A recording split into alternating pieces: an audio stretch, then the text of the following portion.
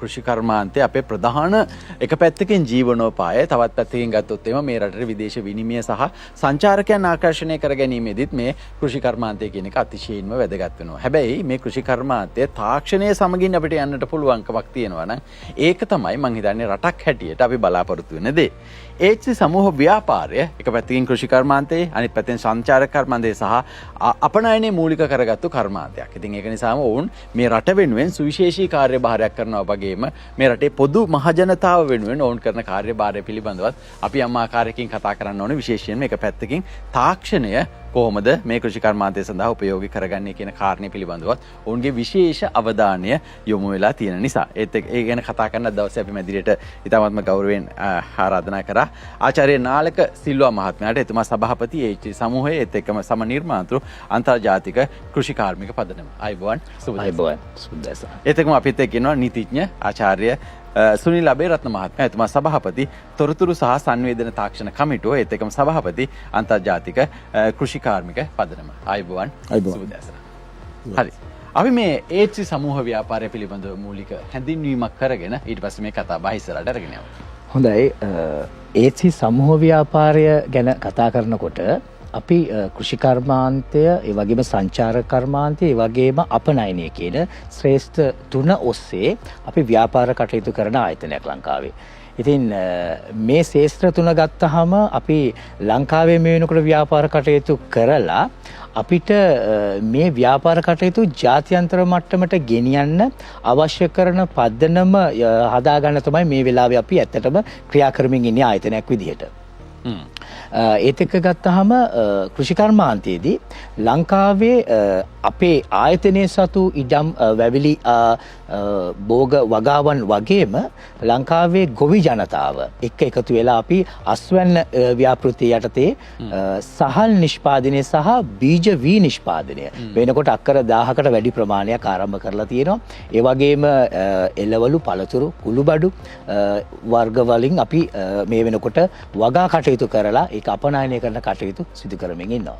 ඔව් මේක ඉතාමත්ම වැදගත්. එක පැත්තකින් අපේ රටේ විදේශ විනිමය අත්‍යවශ්‍ය කාලයක තමයි HC සමූහ ව්‍යාපාරය මේ කාර්යයෙන් යෙදෙන්නේ. 0.31 793 5937 හෝ එහෙම නැත්නම් 0.76 136 1310 කියන මේ දුරකථන අංක වලට ඔබට දුරකථන ඇමතුමක් දීලා HC සමූහ ව්‍යාපාරයත් එක්ක කොහොමද ඔබ සම්බන්ධ වෙන්නේ සහ මේ කෘෂිකාර්මික කටයුතු සම්බන්ධයෙන් ඔබගේ දායකත්වය සහ ඔවුන්ගේ තියෙන ඒ දැනුම කොහොමද ලබා ගන්න කියන කාරණා පිළිබඳව ඔබට දැනුවත් වෙන්නට පුළුවන්කමකුත් තිබෙනවා.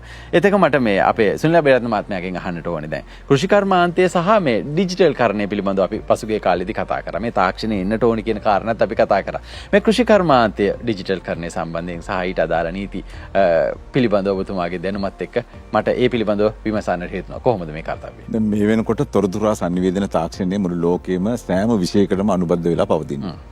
ඒත් එක්ක බලනකොට අපිට කෘෂිකර්මයත් එක අංශයක්. දැන් අපිට තවදුරටත් සම්ප්‍රදායික කෘෂිකර්මය නියැලලා අපේ මේ ලෝක ජනතාවට අවශ්‍ය ආහාර පාන සපයා ගන්න පුළුවන්ද කියන එක ලොකු ප්‍රශ්නාර්ථයක් ලකුණක් යොදන්න කාලය ඇවිල්ලා තියෙනවා. මොකද ඒකට හේතුවක් තමයි රටක භූමි ප්‍රමාණය වැඩි වෙන්නේ නැහැ, ජනගහනය වැඩි වෙනවා. විශේෂයෙන්ම ශ්‍රී ලංකාව බැලුවොත් මේ ප්‍රශ්නය එන්නෙම උග්‍ර වෙනවා. ඒත් එක්කම තමයි කෘෂිකාර්මික බිම් වලින් ගොවි ජනතාව තවදුරටත් තව වසර 10ක් 15ක් යනකොට ඊළඟ පරම්පරාව මේ කෘෂිකාර්මික ඉඩම් වල ඒගොල්ලන්ගේ රැකියාවේ නිරත වේද කියන එක ප්‍රශ්නයක් වෙනවා. මොකද ඒක විවිධ හේතු තිබෙනවා. ඔවුන්ගේ ශ්‍රමයට සරිලන ආදායමක් තිබෙනවද? එතකොට සම්පූර්ණ පළදාවිදක් තිබෙනවද? මේ සියලු ප්‍රශ්න බලපානවා. ඒ නිසා දැන් කාලේ එළඹිලා තිබෙන්නේ තොරතුරු හා සංනිවේදන තාක්ෂණය මෙන්ම මේ වෙනකොට කෘත්‍රිම බුද්ධිය AI තාක්ෂණය සෑමාංශයකටම දිවෙන දෙයක්. ඒ නිසා මේ කෘෂිකර්මයන්ටත් මේ අදාළයි. නිසා කෘෂිකර්මාන්තයට විශේෂයෙන්ම වැදගත් වෙනවා මේක. මොකද තිබෙන ඉඩම් ප්‍රමාණයෙන් උපරිම කාර්යක්ෂම ලෙස පළදාව ලබා ගැනීමට ඒ ලබා ගන්න පළදාව අපතේ නොයෑම ඒ කියන්නේ තාක්ෂණික වශයෙන් ඒ කටයුතු සිද්ධ කිරීම අවශ්‍ය කරන ඉදිරි අනාගතයේදී අවශ්‍ය බීජ වර්ග තෝරා ගැනීම පොහොර වර්ග තෝරා ගැනීම මේ සියලු දේ මේකට යටත් වෙනවා. ඒත් එක්කම අපේ රටේ ප්‍රධාන තේමාව තමයි මේ වෙනකොට ඩිජිටල් ආර්ථිකය. ඩිජිටල් ආර්ථිකයේ කොටසක් තමයි කෘෂිකර්මාන්තය. අනිවාර්යයෙන්. දැන් මේ සම්බන්ධයෙන් ඩිජිටල් කරණයකට කෘෂිකර්මය වගේ අනිත් අංශ යොමු වෙනකොට ඒකට අවශ්‍ය නීති පද්ධතියකුත් අනිවාර්යයෙන්ම අවශ්‍ය වෙනවා. විශේෂයෙන්ම අපිට තියෙනවා දැන් කෘෂිකර්ම සංවර්ධන පනත.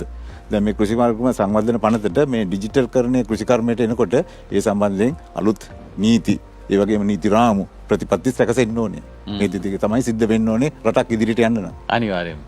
ඉතින් මේ කර්තව්‍ය තමයි මේ අද දවසේ අපි කතා කරන දේවල් වල එකක් වෙන්නේ. ඉතින් ඒ සමූහ ව්‍යාපාරය අපි කියව ආකාරයට එක පැත්තකින් කෘෂි කර්මාන්තේ, තවත් පැත්තකින් මේ සංචාරක කර්මාන්තේ, ඒත් එක්කම අපනයන ක්ෂේත්‍රයේ ඔවුන්ගේ දැවැන්ත මෙහෙයක් තිබෙනවා. ඉතින් මේ මෙහෙ පිළිබඳව අපි කතා බහ කරමින් ඉද්දි ඔවුන් විශේෂයෙන්ම මේ දේශීය සහ විදේශීය මේ කෘෂි කර්මාන්තය සහ ඔවුන් පිළිබඳව යම් දැක්මක් තිබෙනවා. ඒ පිළිබඳව අවබෝධයකින් වැඩ කරන්නේ. ඒක නිසාම යම් අවබෝධතා ගිවිසුම් වලට ඔබතුමන්ලා එළඹිලා තියෙනවා. විශේෂයෙන්ම ගත්තොත් මේ ඉන්ටර්නැෂනල් ට්‍රේඩ් ඉකොනොමික් ඩිප්ලොමසි කන්ක්ලේව් එක.